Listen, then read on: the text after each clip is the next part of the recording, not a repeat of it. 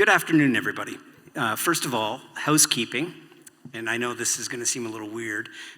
There's, for fire regulations, everybody have a seat and there's no standing, which is not a problem in our room here today, but I want to make sure that is reiterated to ensure we're in compliance with the entire site.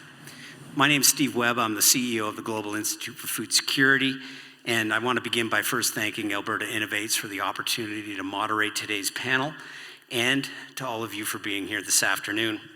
I've been looking forward to this event because it provides an opportunity to connect and meet with our current partners and acquaintances across the innovation ecosystem, as well as make new relationships and connections with innovators and thought leaders in areas that are really, really important for our issues of today.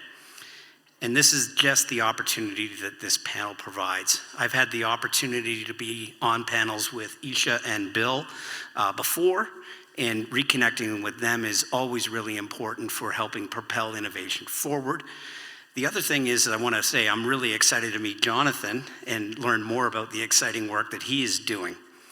We all come from different places and we have different perspectives, but we're all working towards a common goal or a shared goal of bringing safe and nutritious food and protein, in this case of the panel, to the world. And that is foundational to what we do at the Global Institute for Food Security. GIFS has a vision of a world where everyone has access to safe and nutritious food, and we fulfill this ambitious mandate by being a mission-focused organization that works with partners to discover, develop, and deliver innovative solutions for globally sustainable food production by shortening the time our partners have between the discovery of an innovative science and the delivery of a market-impacting innovation. The opportunity to work through partnerships and address the challenges of food security open opportunities for new ideas and new approaches. I shouldn't have dropped my paper because that was my set of notes that we need for where I am. And one of the things that I wanted to mention also, that innovation is key, and that's something that at GIFS we think is really important. We can't solve today and tomorrow's challenges with yesterday's tools and technologies. And our panel today is going to talk about innovation in the protein space. To meet the demand and to promote, we need to be working together to develop new tools and technologies to drive agricultural productivity and food development that is economically, socially, and environmentally sustainable.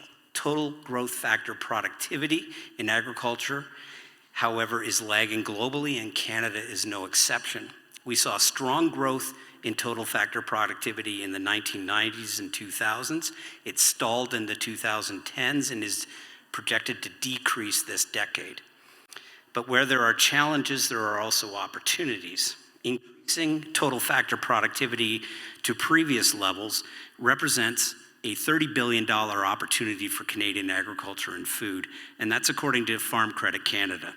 And that brings us to today's topic, protein. It's something we all need, whether it comes from an animal, a plant, or a cell in a fermenter. Today, there's a new wave of technology driving innovation and optimizing agriculture production and supporting new value-added processing space that's both familiar and foreign at the same time. You've likely heard a lot about the phrase new or alternative proteins, some of which isn't new at all. In fact, plant-based proteins are already mainstay in diets for billions of people around the world. Right here in Western Canada, our producers produce millions of acres of pulse crops to help meet that global demand. At the same time, there's really interesting innovation taking place in the plant protein space world, as well as exploring new opportunities for cellular agriculture, 3D printing, that may provide new solutions for contributing to food security. And it's across all of this, that common thread is innovation that will allow us to increase productivity and support the entire value chain from farm gate to consumer's plate to help feed a growing world. And I look forward to digging into this with the panel. On the panel on my far left is William Gruhl, CEO of Protein Industries Canada. Jonathan Buttingler, food engineer of the coolest organization, the U.S. Army's Combat Feeding Division, which is going to be interesting to talk to Jonathan. and Ishar Datar, who is the Executive Director of New Harvest. We'll do a quick round of introductions, 1 minute for introducing yourself, your organizations, and your work. And I'm actually going to start with Isha. Thank you so much, Stephen, and thank you, Virginia, for bringing us together. My name is Isha Datar. I've been the Executive Director of New Harvest for the past 11 years, if you can believe that. We are a nonprofit organization anchored in the US, Canada, and the Netherlands, focused on growing food from cells. So you may have heard of lab-grown meat, milk, and eggs. Those are the kind of products we're excited about growing, but we're also excited about basically anything that you can grow in a fermenter, and I'd love to convince you that there's actually any kind of food product or food ingredient could potentially be grown by a cell culture in a fermenter. So, thanks, Stephen. Jonathan? Awesome. Hi, everyone. My name is Jonathan Blutinger. I've been working with the U.S. Army DEVCOM Soldier Center for the last 4 months. It's pretty fresh, but I've spent a lot of time in academia working on 3D printing food and looking at new technologies to cook and assemble food ingredients for consumption. My work now specifically deals with sustaining soldiers while they're in the field, so at the point of need. So our division works on combat rations, or more commonly MREs, if you're familiar with these, and then also other solutions, which I'm particularly looking at, which is 3D printing food. That's meals ready to eat. Great, thanks. Thanks everybody for attending today. My name is Bill Gruel. As Steve said, I'm CEO at Protein Industries Canada. At Protein Industries Canada, we have a vision that Canada is a global leader in plant protein. And in support of that vision, we're managing a $350 million 10-year investment fund that looks at accelerating and de-risking innovation with our private sector partners to support value-added agriculture and the conversion of those ingredients into high-value products, products being food, feed, and bioproducts. Today, our portfolio is about $650 million, and we funded and supported about 85 projects since we launched the fund in 2018. Great, thank you, everybody. We're going to dive right into the first question. Given the growing global demand for sustainable and diverse protein sources, how do you envision the future of protein production evolving over the next decade? And what role do you see alternative proteins or new proteins or plant proteins, cellular agriculture, 3D printing foods playing in this transformation? I'm going to actually start with Bill. When you think of technology readiness levels, where are some of these technologies along that curve? Yeah, thanks, Steve. I think maybe to level set, we've done a lot of work, as has many organizations, about the global need for plant protein and the global need for all sources of protein. And I actually shouldn't make the distinction between plant and animal protein, because the reality is the world needs more, and everybody in the room knows that. And so I think the challenge we have is meeting that in a sustainable fashion with new innovations and new technologies. And so some of the things that we've seen in terms of the portfolio that we're funding and supporting is a move to utilize the ingredients and the functional ingredients that we're producing here in Canada from a volumetric perspective to meet that global demand that is sustainable. And I think what we'll probably get into a little bit later is ticking the boxes of consumers, and that's taste, texture, and price. And so some of the things that I see evolving is a real need for scalability of technologies. And this is why I think it's important that we've got all three of us on the stage today, because maybe the furthest advanced is the idea of plant protein that's going to be the volume that we need to meet global demand, but we're also going to need all the other technologies to provide the form and function and nutrition to augment and meet consumer demand. Great, thank you, Bill. Jonathan? Yeah, I think there's so much to answer there. Not sure where to start, but I guess coming at it from my perspective, I am not a food person. I'm a mechanical engineering background, so I perhaps have a different take, but also agree with everything Bill's been saying, and I think it just doesn't make sense from an ecological and sustainable point of view to raise an animal just to harvest the meat from it. I think in the long term, I think the way our population growth is going and just the sustainability practices, so for me, it feels like a no-brainer to work towards other alternative protein sources. And so I think it's interesting to see how the development of different technologies have sustained this. The way 3D printing can fit into this, I think in a big way.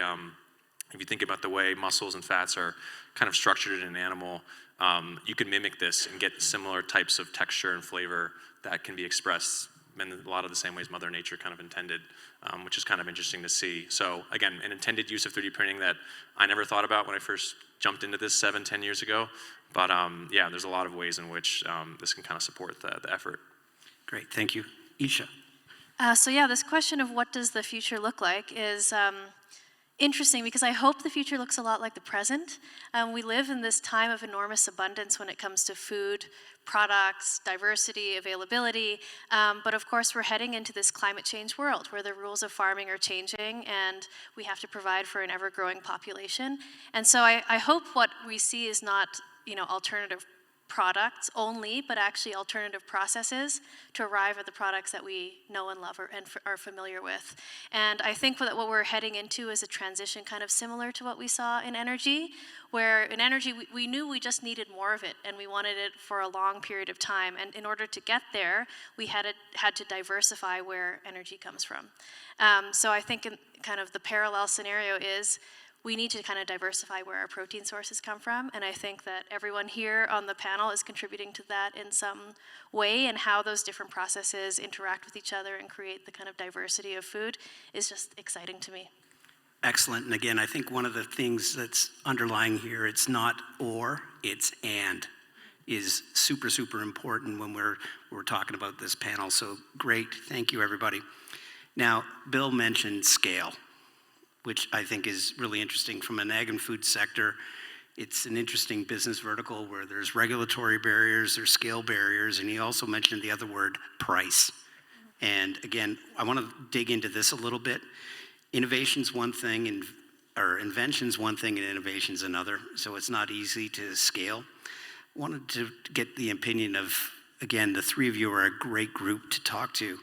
What are some of the technical or even consumer-driven issues that are barriers to adoption of new sources of proteins and products? Isha, can we start with you? Sure. So the kind of technological readiness of the stuff I'm talking about is much further out than the plant protein stuff, for example. So in our world, scale is everything, and I think there's a big criticism that all these little things we're growing in the lab are kind of unrealistic because everything changes as you scale up. As a chemical engineer, you'll know that. Even when you're cooking, when you cook for a party of 10 versus 100, that's a completely different way of doing things. I don't really have a lot more to add to that other than we actually just need more infrastructure for collaboration and scale up so that we can pilot things together. Our field is in an interesting place where there's a lot of private funding in the space, so there's a lot of companies around the world, about 150 companies working on cell-cultured meat even, just that one vertical.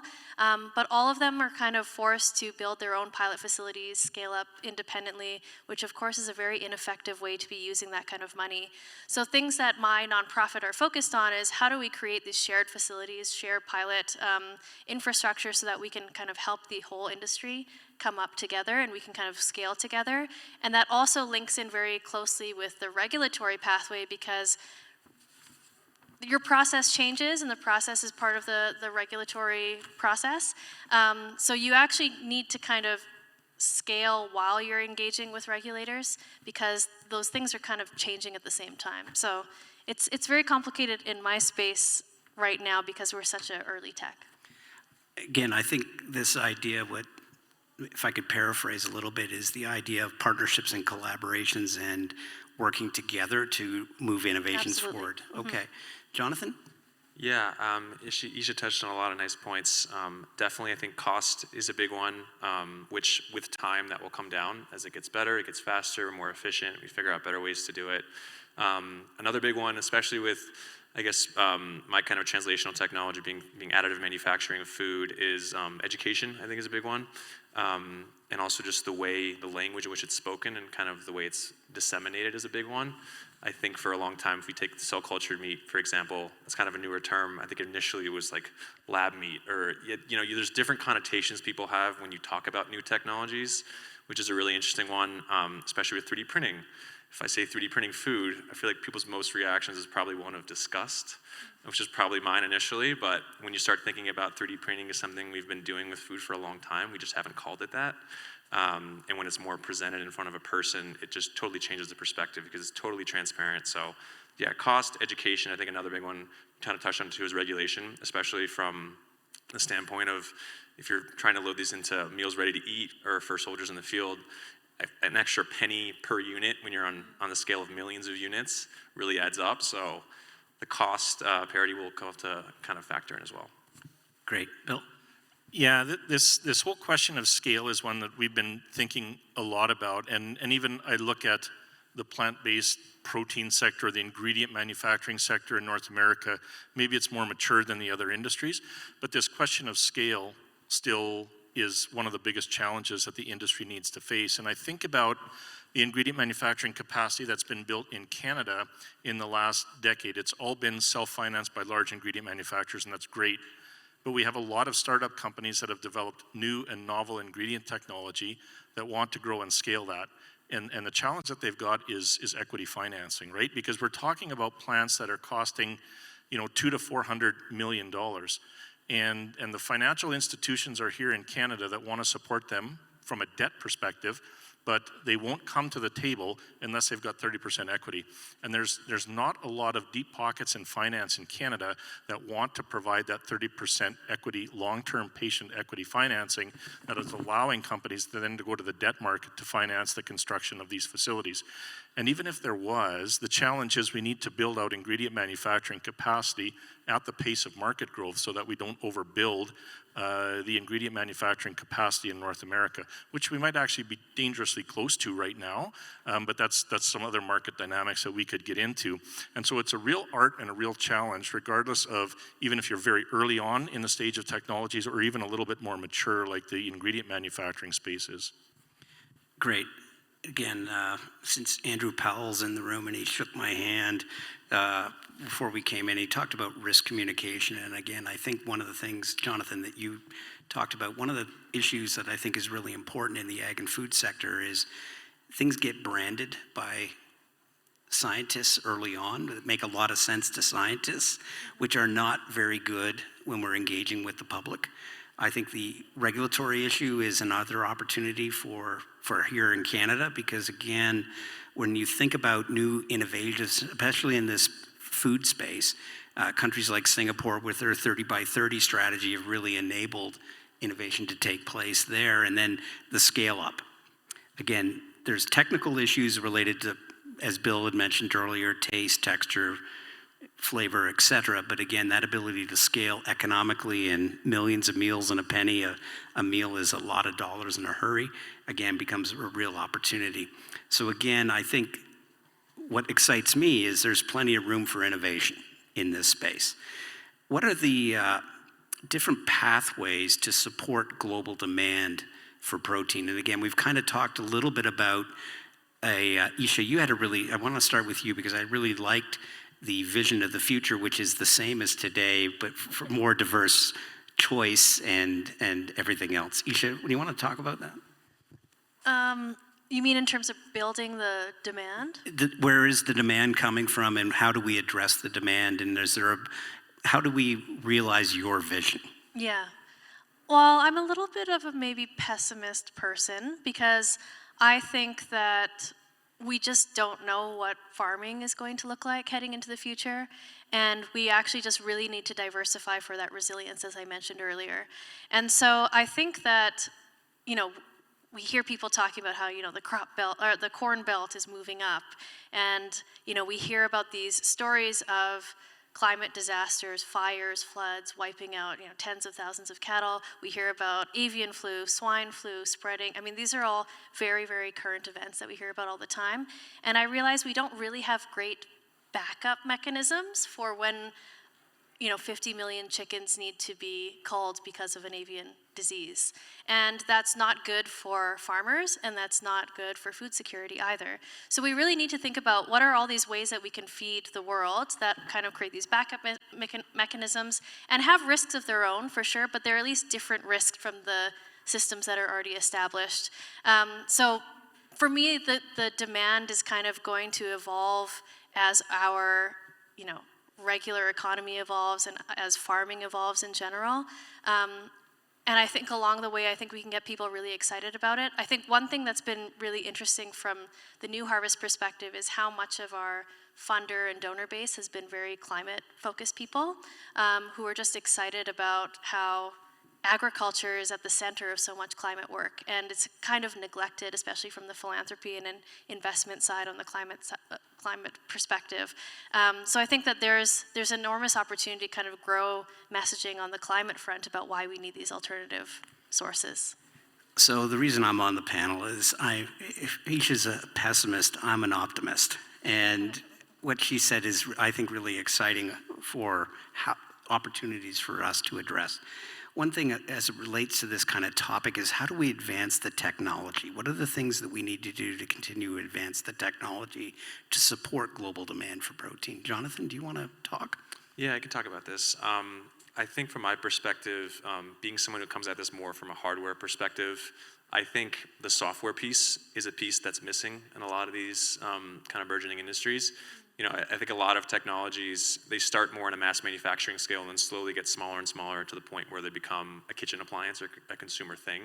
You know, you see this with examples of, I saw some appliances out in the hallway here where you have, you know, vacuum microwave dryers that are like small, almost to the point where you could actually have it in your home. So the software piece is an enabling piece that is missing from a lot of these, which allows not just the engineer or the mechanic using the machine, but the layman's and other people to actually utilize it. So I think building these ecosystems to surround the technology is a big part.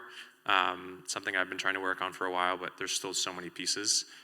So yeah, I think that's a big part of it. Bill? Yeah, I've got something super boring to add.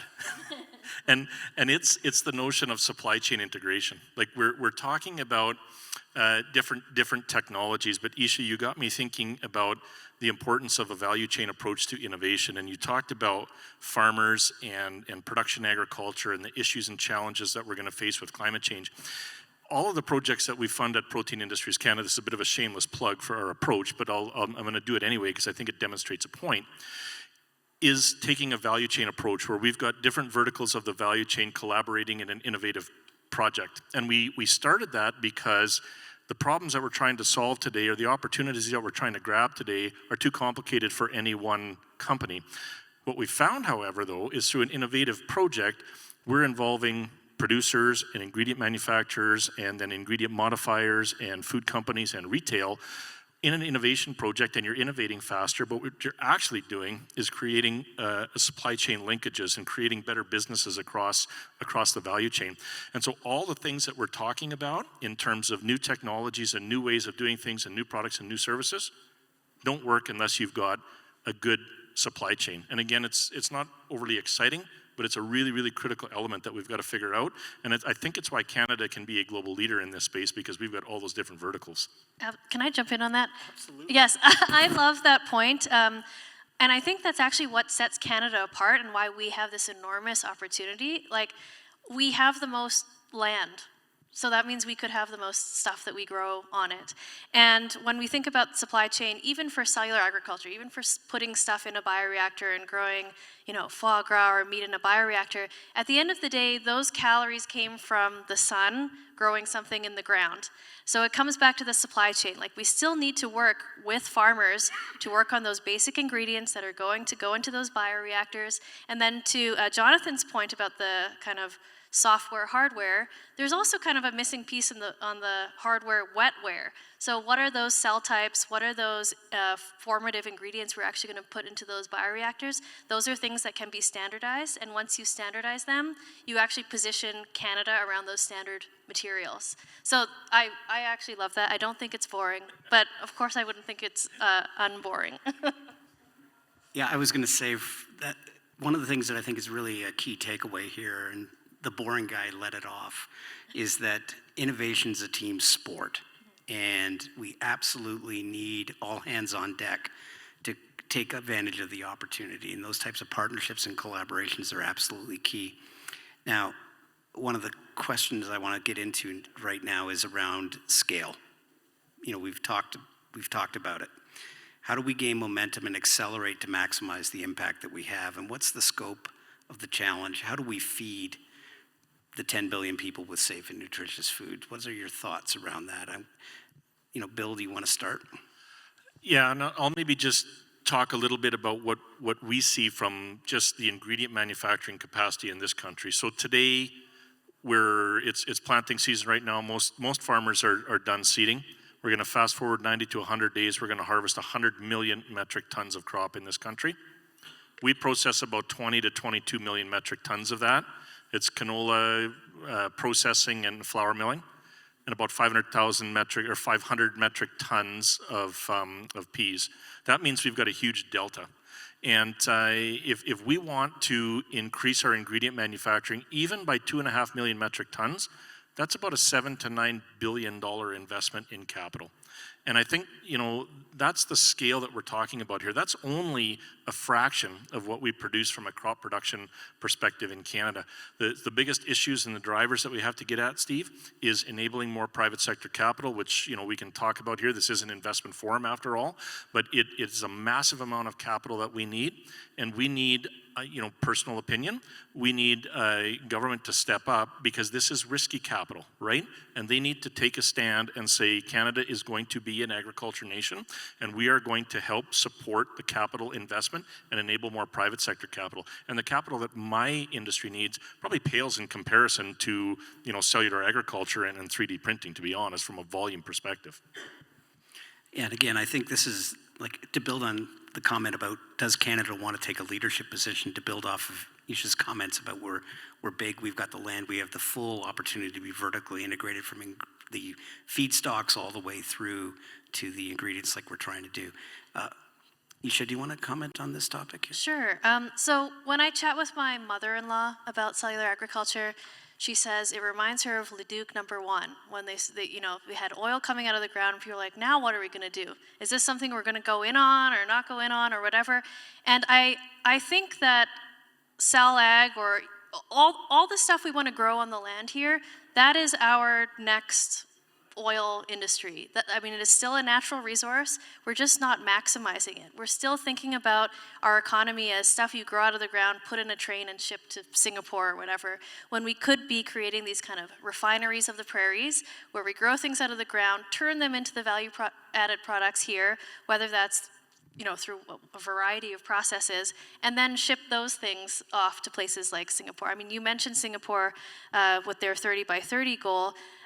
The countries around the world who are really excited about this and really moving the needle on these kind of technologies are ones that have no land mass. They're very small places that are reliant on imports, food imports to feed their own country. We're the ones shipping the stuff over there, and we could be shipping them raw materials for them to turn into food products, or we could be shipping them these kind of closer to market, closer to full value products, and realizing that kind of economic benefit here. And I feel like that's kind of Canada's ongoing economic thing that we're trying to work through as a country, but we have that opportunity right from the beginning here, and it's really awesome timing to get involved in it too. And I agree it's going to be a huge investment, but think about all the investment that we put into oil and gas. That's kind of the level we need to be thinking about. Excellent. Jonathan, you're the only non-Canadian here. I was about to say I feel left out here in this conversation. No, I'm just kidding. I can perhaps offer a different perspective. Oh, also, looks like our time just pumped up. I can offer a different perspective where I think the future for this would be, for me, I like the idea of decentralized supply chains. I think we have in some ways still antiquated view about how we disseminate food, and in the sense that we have our grocery stores. We all go to one kind of main feeding ground, but I think pretty soon it will be more dispersed. And I think that's one of the things which I really like about additive manufacturing, is the fact that we see this. We forget about food for a second, and we think about how additive manufacturing has touched industry like the plastic or the metal industry. Even during COVID, you saw how supply chains were just really had a kind of a stronghold on a lot of supply chains. But it allowed people to make PPE and make things more locally, use the natural resources. So in the same way, I see technologies like that being applied to food, and not just additive manufacturing, but other kind of enabling technologies.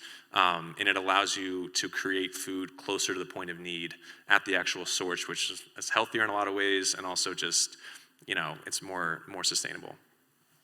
I just wanted to pull on this idea of the kind of scale up versus scale out, which you're touching on.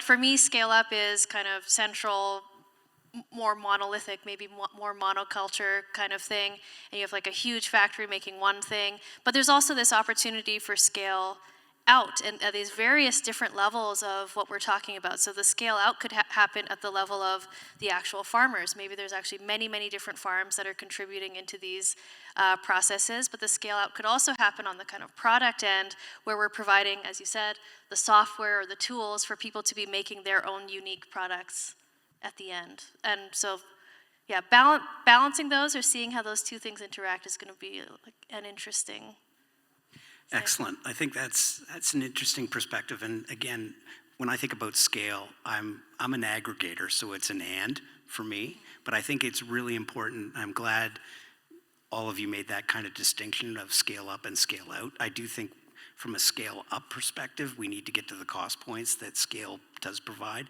The scale out for deployment, I think, is really interesting. Bill?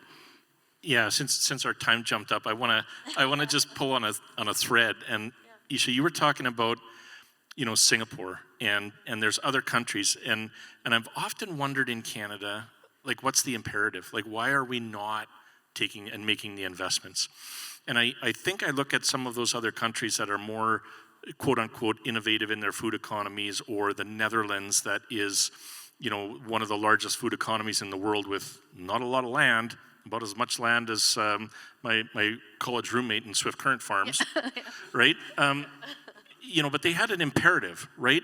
After World War II, they had an imperative where they needed to focus. Singapore has an imperative where they need to focus. I often wonder if Canada, now all of a sudden, food inflation is running high, and our cost of living is going up. Our productivity on a per worker basis is pretty stagnant.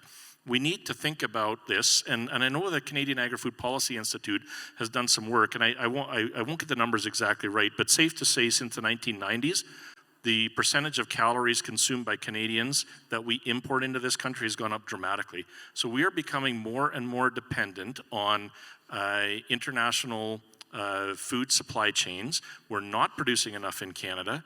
And I wonder if that's going to be our imperative to really make this investment of the billions of dollars that need to be. So I think that was just a soapbox point. But No, I think it's an interesting comment. Go ahead, Isha. No, I was just going to say it's a great point. And I always think about that kind of curse that Canada has of being the hewers of wood, haulers of water, that we have just so much abundance that we're not kind of forced to make the most out of it. But the Netherlands has like no nature. Like all of their nature can fit in this room. So remember that. Yeah. Well, I was there a couple weeks ago, and I'll vouch for that. Yeah. Again, a great place for innovation. Leaders in the space around food and agriculture innovation. And again, I think that's an opportunity for us. One of the things that I think catalyzes innovations is, unfortunately, a crisis or a problem, a challenge. Being the eternal optimist, I like to think of it as a new opportunity.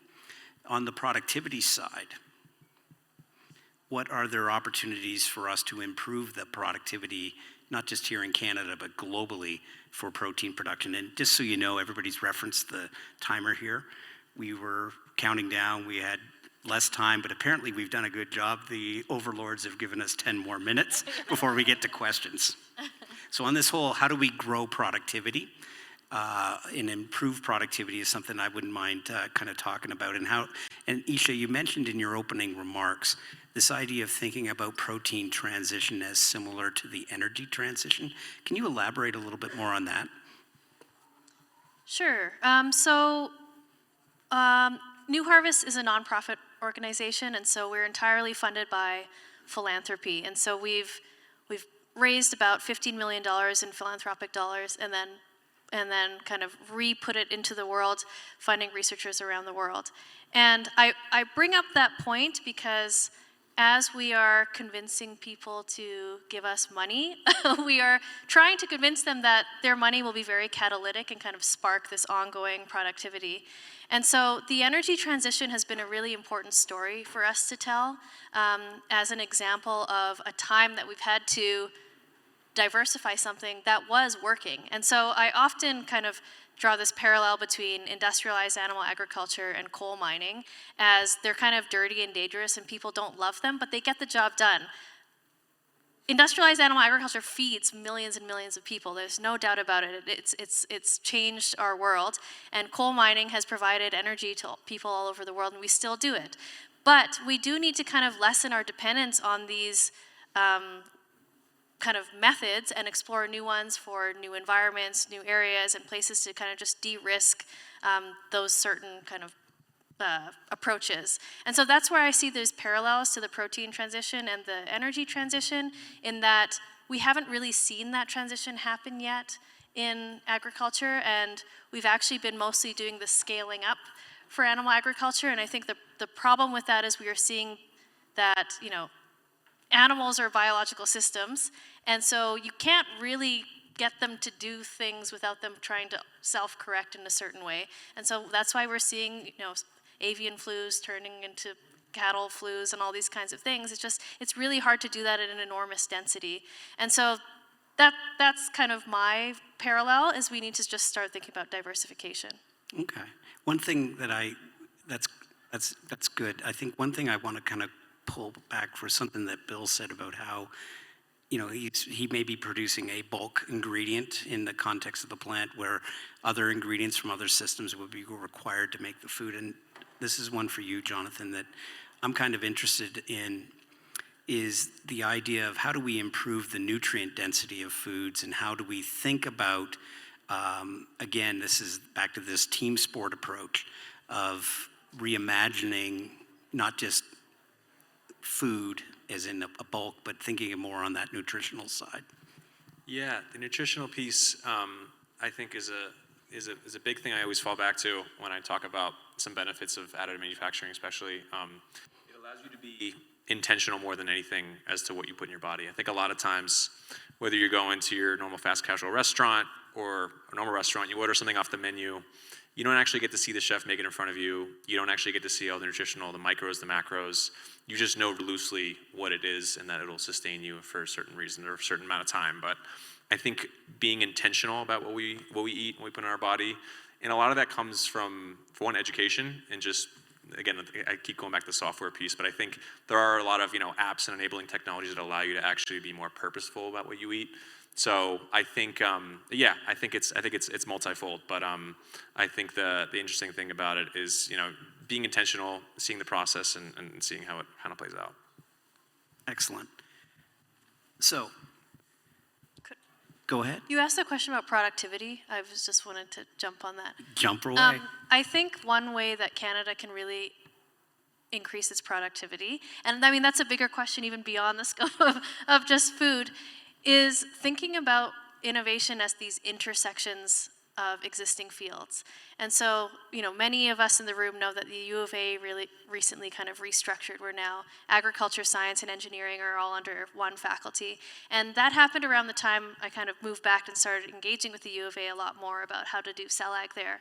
And I thought that was just the most awesome thing, because we had such a hard time getting CellAg off the ground in existing institutions, because you get a kind of ask mom, ask dad situation when you went to the food school and say, we want to advance CellAg, and they're like, oh, we don't have labs for tissue culture. And then you go to the bioengineering school, and they're like, oh, we're mostly do medicine stuff. So you actually need kind of food and medicine to merge together, or, you know, chemical engineering and food safety to be in the same room in order for that to happen. And I think a great thing that Canada has, from my experience of funding all these different universities around the world, is we actually have agriculture schools and biomedical expertise under the same roof at multiple institutions across our country, and we don't realize that that's a unique thing. That's very separate in the US. There's the land grant schools, and then a lot of the kind of coastal biomedical schools don't really engage with food, and definitely don't engage with ag. So this is another situation where we're actually ahead of the curve when it comes to potentially taking off with ag and really growing ag tech. We just need to really grasp it and find that thing that Bill's talking about, that like thing that unites us, and say, we're gonna do this thing. I think that's a really good point, because the underlying technologies in the health sector, in the ag and food sector, are vertically or horizontally integrated. And that opportunity to leverage the expertise across domains, those intersections, those interfaces, is where real innovation takes place. I wanted to open it up to the floor for any questions. And there is a runner with a mic. So she's picked the first speaker. I will get you second, sir. Thank you. Hi. Oh, I think it's maybe a little too loud. I'm okay. I'll just hold it down here. Hi, yeah, so my name is Kamal Shafiq. I'm visiting from Toronto with SVG Thrive, the Agritech Accelerator. I have a software company called Pocket, and it's a field data collection software. We do a lot of work around global supply chains, market access. And a few weeks ago, I was in Ghana, and as everyone kind of knows about the cocoa crisis happening in Ghana, I have a question around how some of these emerging technologies can address the skyrocketing shortages that we see in global supply chains, both in terms of how it might actually fill those gaps, but also what are some of the ramifications that these types of emerging technologies have on smallholder farmers, and how these emerging technologies will affect kind of smallholder farmers and global supply chains in a negative way as well. And appreciate all your insights. Well, when I think of farmers in Western Canada, I don't think of them as smallholder farmers unless you consider 40,000 acres small farms. I'd be curious, does anybody, first of all, my bias, I think there is a big role for this to play in a global context. And again, I think of projects, I know I'm moderating, I'm not supposed to answer the question, so. Please answer. When I think of opportunities for these types of tools and technologies, in particular for places globally where we partner with, particularly in countries like Bangladesh, I think the opportunity to leapfrog to a digital agricultural ecosystem, I think is absolutely essential to being able to link production with marketplace, with improving the economic return to farmers and managing the entire supply chain. Countries like, again, I'm not picking on Bangladesh, but it's the one that's the closest for us, 30% loss from farm plate or from farm gate before it gets to people's plate because of that inability to connect across the ecosystem. So I think it's a really interesting opportunity. I think even here, we need to be thinking about the fourth revolution for agriculture, whether we're 40,000 acre farms or, as Bill said, his roommate who farms as big as the Netherlands. Again, I think all of that digitization and connectivity is absolutely essential to drive efficiencies and alignment. I don't know if anybody else wants to say. I saw a stat, I think it was in an RBC report, that 67 or something % of farmers in Canada do not have a succession plan. And from knowing people in farming families, I have seen how hard it is for succession to happen if you're a farmer. It's complicated if you have multiple kids, if you're going to split the farm, one for each kid, and then one of them wants to farm and one of them doesn't want to farm, and they have to buy. It's very complicated. So I guess I want to call out that it isn't necessarily these technologies that is making life hard for small farmers right now. At least what we're working on is pretty far out.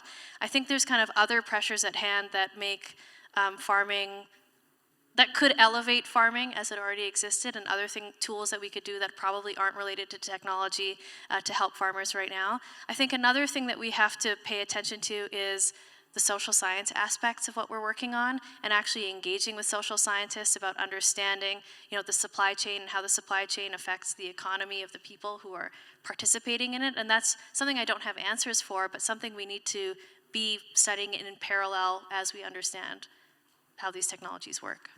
I think that hits a major point about when we think about innovation, particularly in ag and food, is early on, Jonathan mentioned it about perceptions, public stigma that get with certain names that are used, being able to think through how we develop proactive communication plans and engagement plans in a much broader way, I think is really important. Next question up at the front here.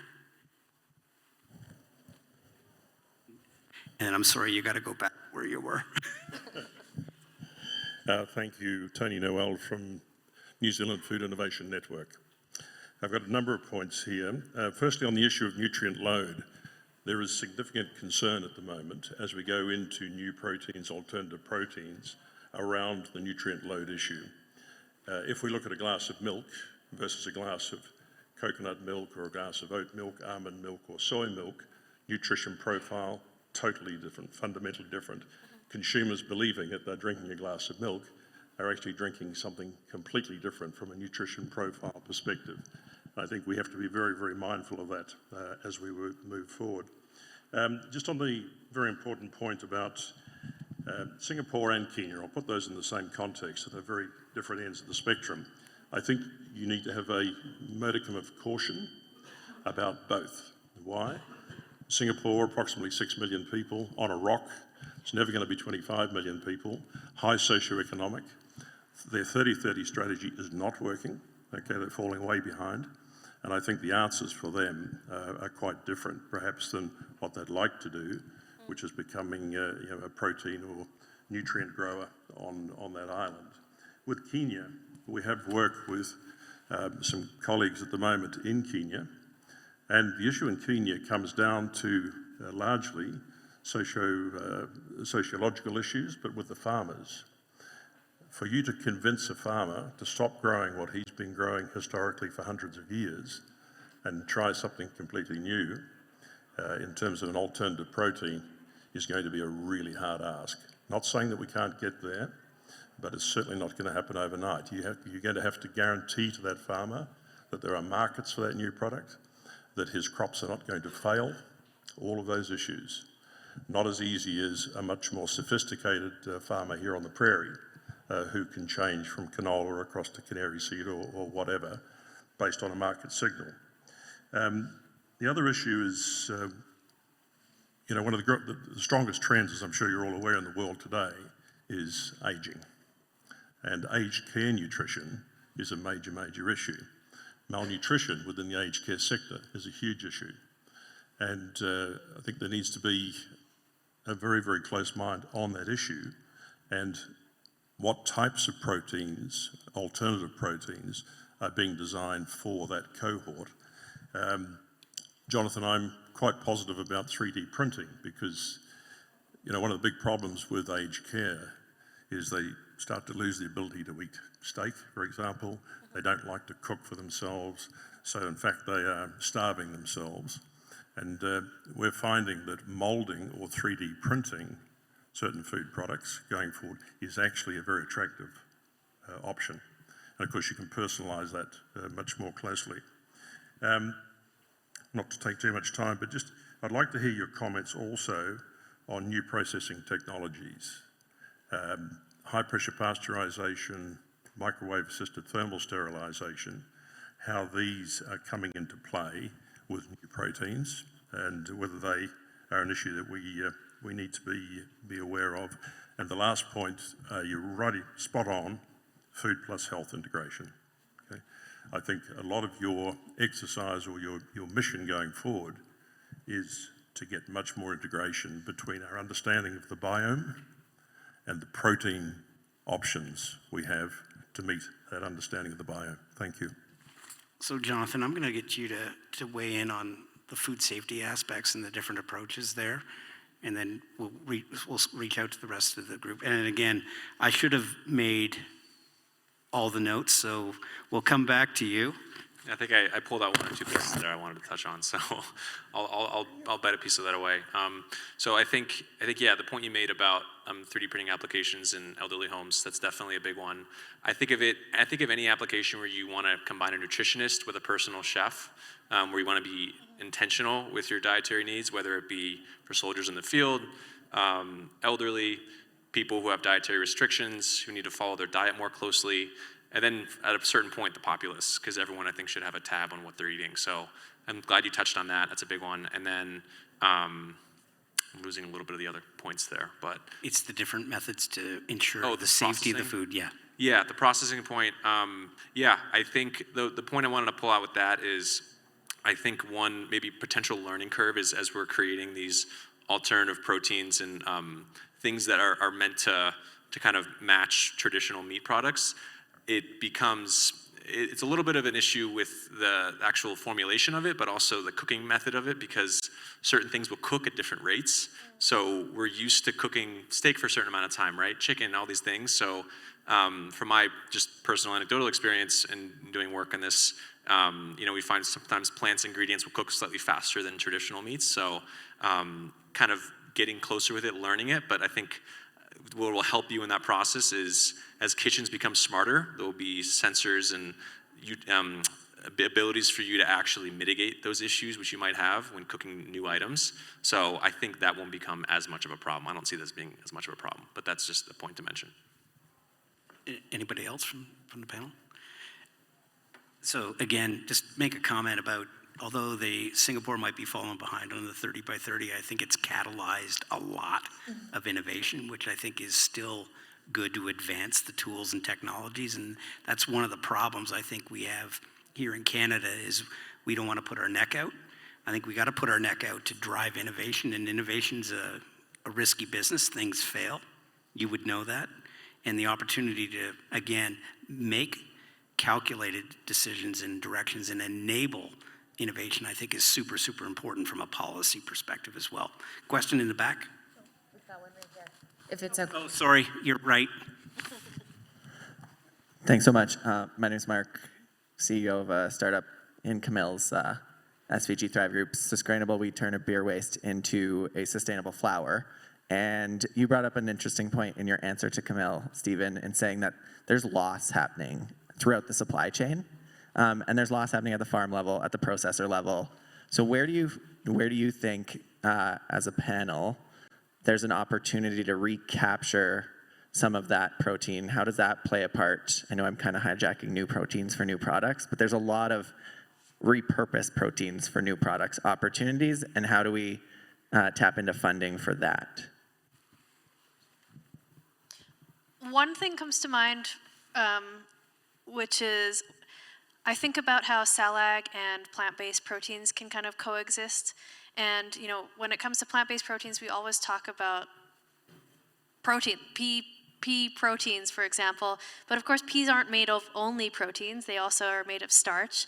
And then in the meanwhile, on the CELAG side, you have to feed these cells sugars and amino acids and something. So I think about, okay, say you have a pea and you split the protein into these plant-based products, and maybe you use the starch to grow, to produce cell culture media that you could then feed to cells or something like that. So I think, I don't know if I'm really getting at what you're talking about, but I think there's a lot of opportunities for multiple technologies to find ways to use kind of byproducts which maybe could have a lot more value added to them, and that could come through technology, but that could also come through kind of creative ways of setting up your supply chains. Yeah, I think the idea of being able to turn byproducts into co-products is an absolutely essential process to driving the economy or the economics of these opportunities. Anybody else from the panel? I was going to touch on one small project that I think is really interesting. So this is a project that's was funded by DARPA. It was mentioned briefly in the last keynote, but they look at kind of future forward projects that are made from the government. And this is something that our lab at NATIC is working on in kind of collaboration with the Navy Research Lab, but it's pulling, using natural resources at the point of need, so using air, water, pulling in the kind of carbon, hydrogen, oxygen, nitrogen, all the basic building blocks of food, and then repurposing that into a consumable product for a soldier in the field. And then kind of fitting into that chain is the additive manufacturing piece, which allows you to add flavoring, other ingredients, and things like that. So I just thought that was a really cool application, and it kind of goes back to your upscaling point. Excellent. Since we talked about Singapore, I got to give it, I want to make sure the guy at the front gets it because he's actually from Singapore. Andrew, it's coming.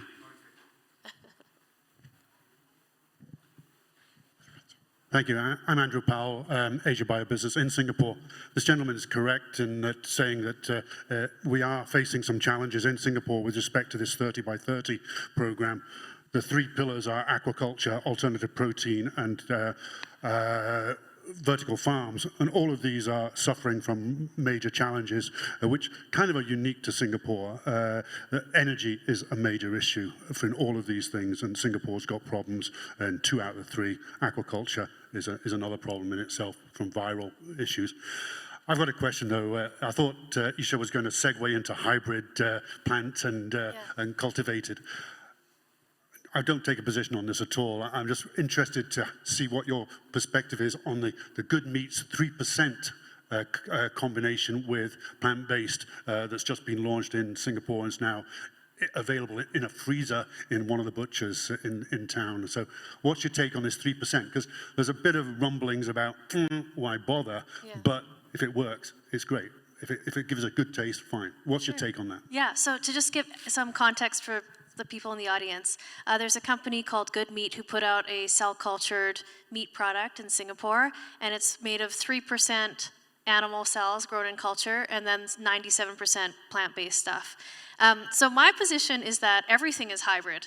I think when we came out with this idea of lab-grown meat, you start picturing, oh, it's 100% animal cells with animal fat cells, and that is still science fiction, and that's a long ways out. And that's even the kind of the field of tissue engineering for health purposes is a relatively new field.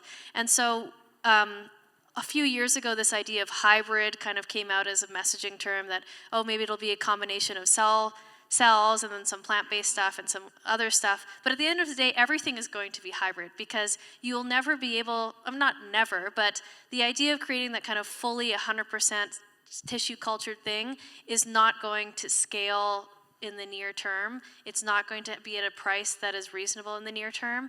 And so we always need to think about how our plant's going to be involved. And I'm thinking that even the 100% is probably going to be hybrid anyway because you have to grow cells on scaffolding material because muscle cells like to attach onto a surface and kind of spread out. And that scaffold is probably going to be made from plants too. So to your point about good meat, I actually think the field kind of didn't help themselves by not clarifying that hybrid what is a milestone and actually is a really important product, and that could have been the product all along. I actually think a lot of the kind of private sector players maybe overplayed this idea that we're creating an exact same meat without really unpacking what that definition could be. It could be a very similar experience, but I don't think you could claim that the exact same thing is going to be available in the next even 10 years.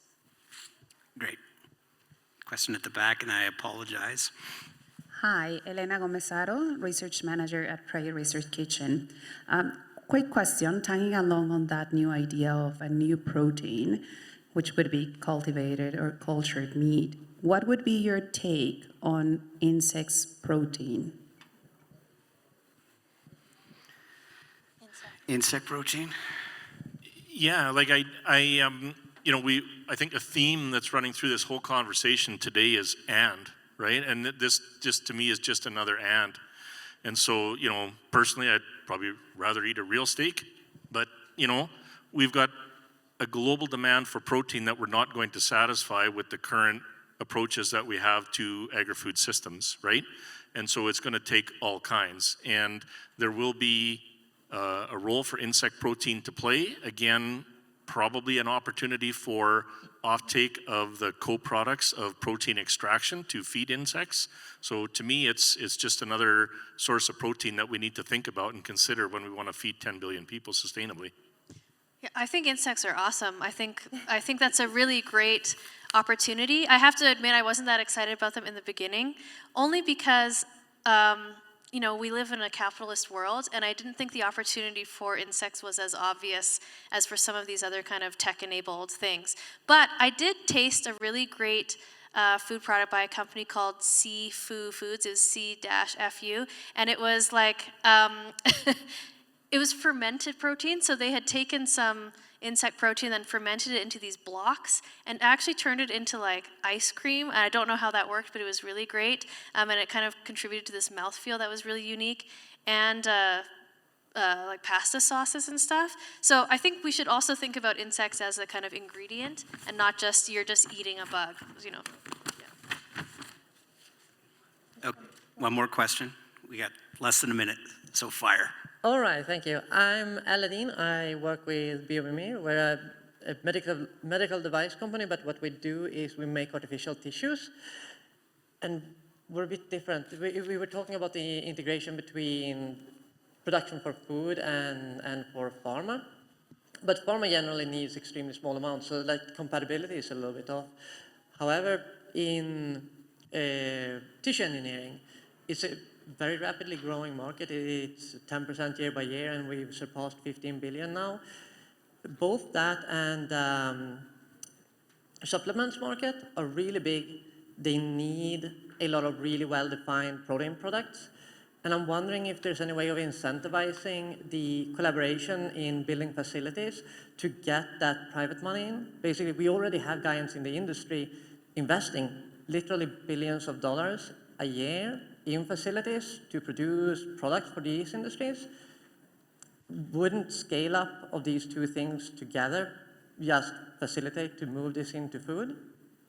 Yeah, I can jump on that because I think it's kind of about this intersection of pharma and food.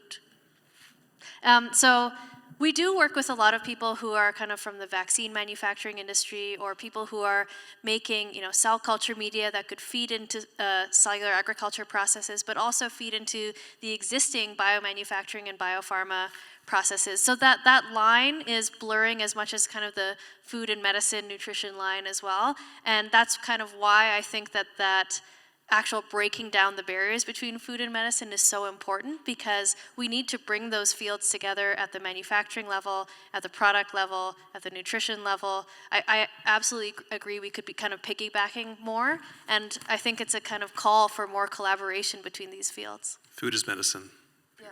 Food is medicine. There you go. You heard it. You heard it here first. If you didn't hear it already, I think this is a great way to end this. So first of all, I want to thank our panelists for engaging. I want to thank all of you for all the questions and engagement.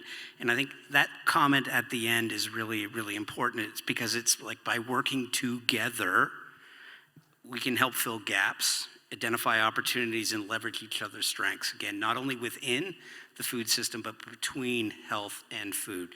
So with that, I'm going to close our panel, and again, thank you everybody, and thank our panelists.